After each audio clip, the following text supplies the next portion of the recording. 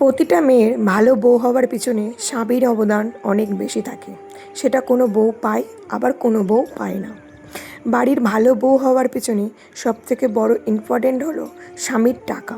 কারণ স্বামী যদি টাকা দিতে না পারে তবে সেই বাড়ির বউ সবার কাছে সম্মান পাবে না। আর যদি টাকা দিতে পারে তবে সে সম্মান পাবে। একজন ভালো স্ত্রী বা ভালো রাঁধুনি বা ভালো সংসারে কাজকর্ম করা বউ হতে হলে স্বামীর সাপোর্ট সবথেকে বেশি প্রয়োজন হয়। যদি দেখো তোমার স্বামী তোমাকে সাপোর্ট করছে তবে তোমাকে সবাই সাপোর্ট করবে এবং কেউ উঁচু গলায় কথা বলার সাহসও পাবে না বা তোমার খুঁত ধরারও সাহস পাবে না।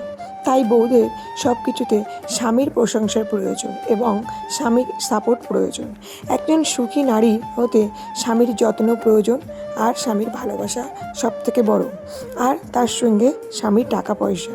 জানো তো, কোনো স্বামীর গাড়ি বাড়ি টাকা পয়সা না থাকলেও কিন্তু স্বামীর যদি সাপোর্ট প্রয়োজন ভালোবাসা সম্মান থাকে তবে সে নারী ভাগ্যবতী হতে পারে।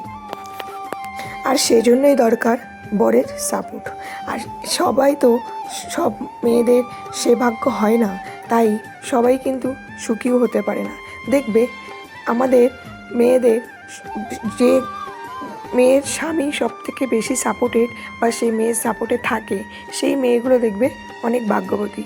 হ্যাঁ, এরকম অনেকেও আছে যারা ডাল ভাত খেয়ে সংসার করছে, কিন্তু হ্যাঁ, তাদের মধ্যে একটা শান্তি আলাদা। কারণ দুজন দুজনকে ভালোভাবে চেনে, বিশ্বাস রাখে এবং একে অপরকে সম্মান করে।